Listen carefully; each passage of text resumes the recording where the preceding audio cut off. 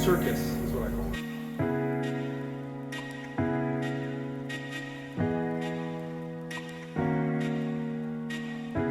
Hello, my name is Jack Carson, and I would like to talk to you today about my idea of a perfect meatball. The perfect meatball needs to consist of many things. Number one is the base meat. So I like to use a veal and pork mix. And in order to flavor your meatball, not only would you normally use spices and seasonings, salt and pepper and whatever you'd like, but I often use offcuts and certain things that are laying around the kitchen. Just for instance, like if we have ends and pieces from our salami or our Parmesan cheese, we also grind up and put inside. And what makes it nice and moist is leftover bread.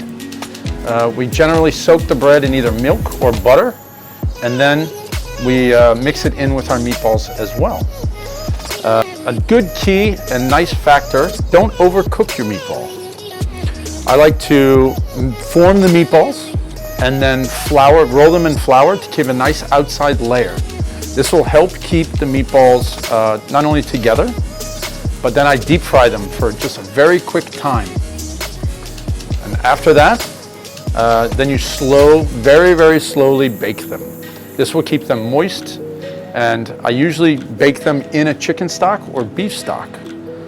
And then you can keep them on the stove for as long as you need until you're ready to serve them. These are simple and easy tips, and you can definitely work on your own flavors. But generally, I find meatballs is a great way to use up leftovers, and you can also make it the star of the entire dish.